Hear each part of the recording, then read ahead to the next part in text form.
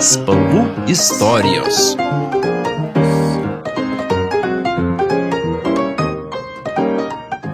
Nuo tada, kai atsirado emojis, dar vadinamas emuciuku, geltoną matom net labiausiai apsiniaukusią dieną. Tačiau kas ją išrado? Na, niekas jos neišrado kaip kokią telefoną, bet žmonės ją naudoja jau labai seniai. Nepatikėsi, bet geltona spalva būdavo išgaunama labai keistais būdais. Pavyzdžiui, iš karvės sisiuko.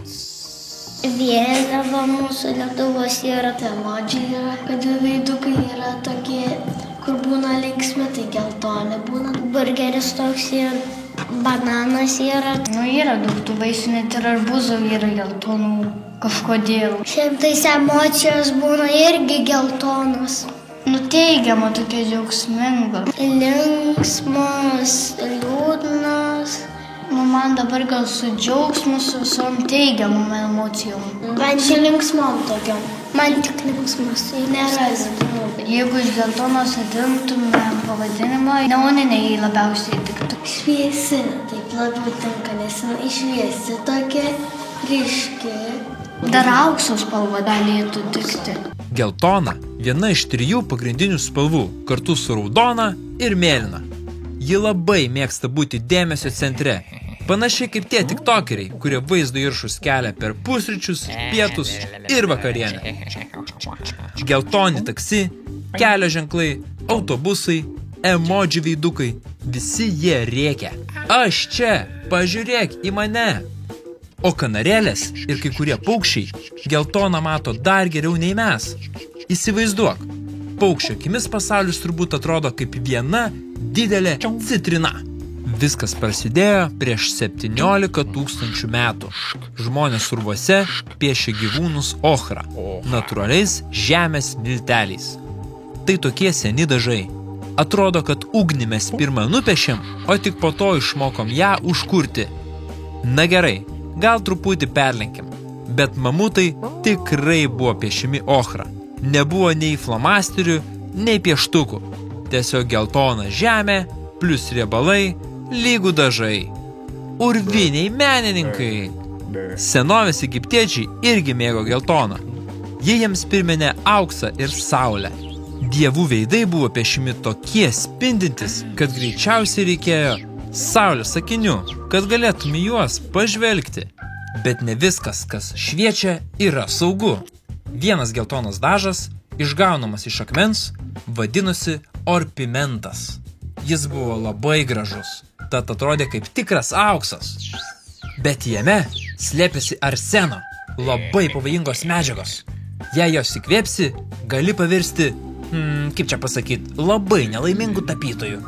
Todėl dailininkai su orpimentu dirbo kaip slaptieji agentai, mūvėdami pirštinės ir naudodamisi mentelėmis.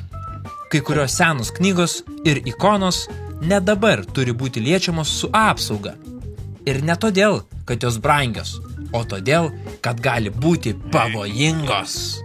Vėliau žmonės sugalvojo sukurti geltonus dažus. Vienas iš jų – Neapolio geltona, pagaminta iš švino ir metalo, vardu Antimonas. Ne, Antimonas tai ne blogiukas iš filmų. Tai tikras metalas. Ši spalva buvo tokia saulėta, kad ją mėgo net Leonardas da Vinčis.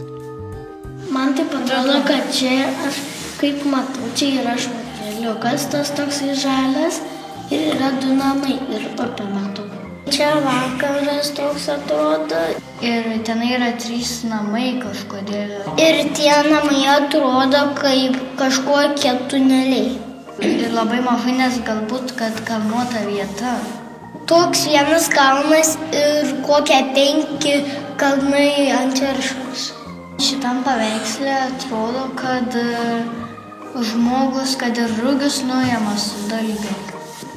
Ne kaip smėlis žemė, o kaip grūdai čia sudėti labai daug. Taip liūdnokas ir linksmas, nes liūdnokas, kad yra biški tokių tamsių spalvų ir šviesių spalvų. Nusikelkime į Indiją, kur buvo gaminama labai paslaptinga spalva – Indijos geltona. Pasak legendos, ją išgaudavo iš karvių šlapimo. Karvės buvo šeriamos tik mangų lapais, šlapimas išdžiovinamas, o iš gautų miltelių susukdavo geltonus rutuliukus ir parduodavo kaip dažus. Karvės mangų fanės?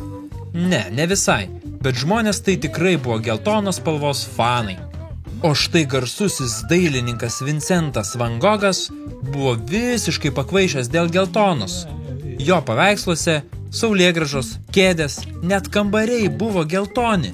Jis naudojo chromo geltoną, bet ši laikų bėgant paruduoja, todėl kai kurios jo saulėgrąžos šiandien atrodo truputį pavargusios. Bet tada BOOM! 1840 metais atsirado kadmio geltona. Ji buvo tokia ryški, kad atrodė kaip vasara tūbelėje. Tiesa, ir ji buvo pagaminta iš nuodingo metalo. Grožis reikalaudavo aukų. Na gerai, pirštinių ir kaukių tai tikrai. Menininkas Kandinskis spalvas lygino su muzikos instrumentais. Jis sakė, kad geltona skamba kaip trimitas. Ji šoka, juokiasi ir rėkia labas, vos tik pasirodo. Jei geltona būtų žmogus, ji būtų tas klasiokas, kuris visada turi planą ir šokoladą. Štai tokia geltonos spalvos istorija. Nuo ochros urvuose, auksinių dievų, šlapimo dažų ir švytinčių emociukų. O ką tau primena geltona? Kokią nuotaiką, kokius instrumentus ar pažįstamus žmonės? Galbūt turi klasioką, kurį galėtum apibūdinti kaip geltoną? Arba kokiom akimirkom jauties geltonai? Bet kokiu atveju, nepamiršk, pasauliui visada reikia šiek tiek geltonos.